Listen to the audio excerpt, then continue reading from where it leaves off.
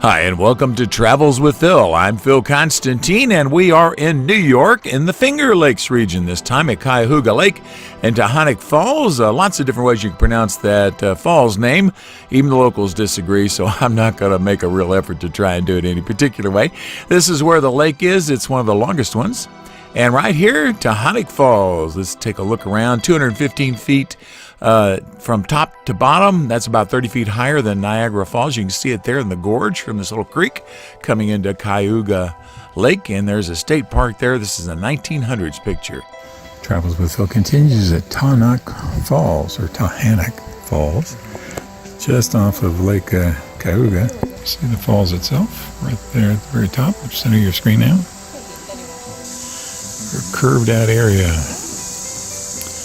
Usually these have something to do with fault lines. But you can see the people walking along on the paths out there. Gives you some perspective. There's also a ladder coming down the right hand side up here. Goes all the way down. So those are ladders with steps on them. Stairs, not ladders, stairs. You get a real perspective on how big it is. Had several birds flying by here, coming fairly close. Pretty good wingspans. Don't know if they're hawks or vultures or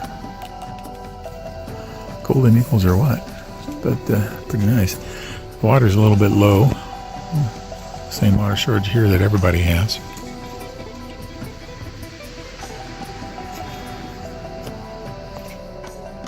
Hopefully you can hear the sound. All right, this is the falls during the winter time. The earlier one was in July. See, it looks just a little bit different. Actually builds up a cone toward the bottom. They call that a waterfall volcano, or a snow volcano sometimes. Just a bit chilly.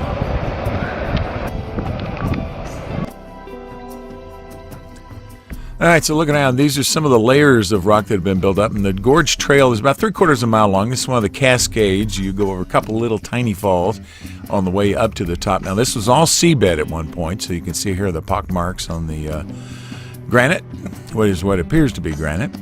Panorama there. And again, some more of the dirt working its way into the valley floor.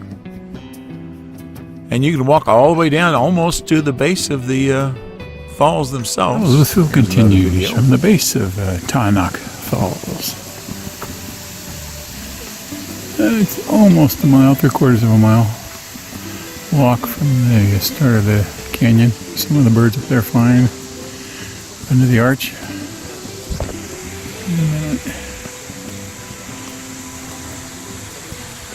There you go. About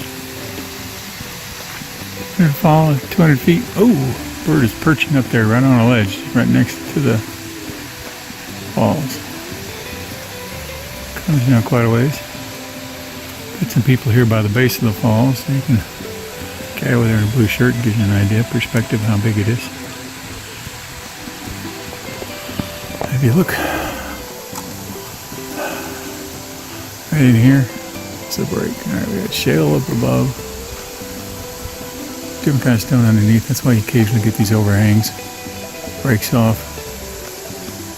Get some nice square ones up here. Chunks just fell off. Little pieces again. Several of those. Because it's a somewhat wet environment here. Snow and ice. Arches National Park, Zion, similar situation. Not Arches so much, but Zion, yes. Zion will get this kind of stuff, except it's a drier one. So the arches tend to be a little bit more rounded and take longer periods of time. Fairly humid down here. A lot of the water turns into mist. Beautiful. And back up there, that's where the first video was taken. Pretty far up. A pretty area. Nice. It's a story that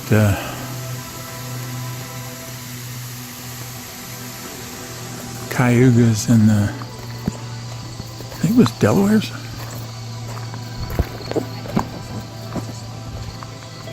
I've been fighting up here.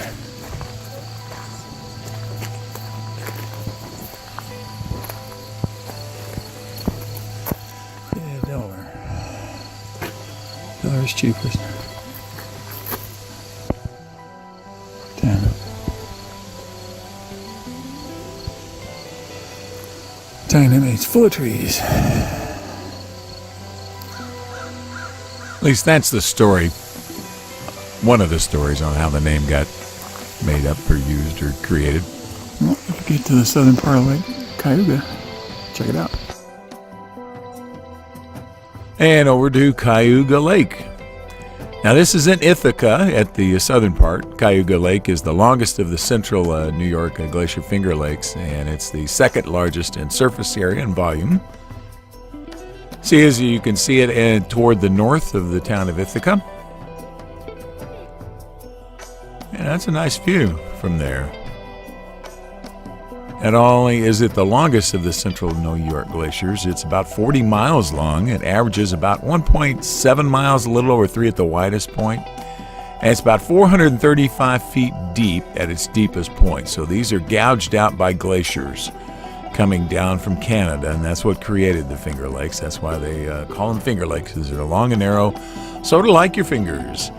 And looking around, let's take a look at some different spots here. Lots of cider houses, vineyards, and hard cider places. This is a way where you can walk through the woods. Some of the local folks don't want there to be a reservation for Cayugas out here, and they were run off by the Sullivan expedition, and they don't want them coming back. Bit of a dreary day today. Lots of agriculture. Pretty humid out here. Had been some earlier sprinkling in the area.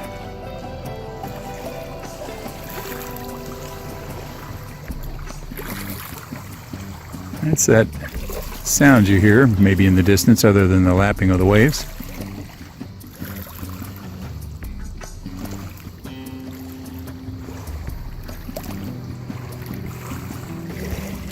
This is one of the Finger Lakes. They are very long and narrow. There's somebody over there tubing, it looks like. Well, what a little sunshine can do for the view. Definitely looks different than it did yesterday. Down toward Taughannock Falls, where the creek comes out. Still a little humid today, but looks a little different.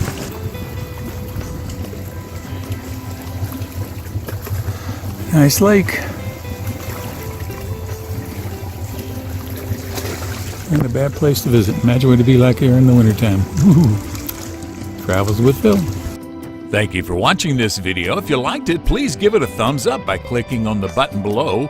You're welcome to leave comments below as long as the language is family friendly. And finally, if you'd like to see more of my videos, please subscribe to my channel by clicking the button over on the bottom right-hand corner. Thank you again for watching.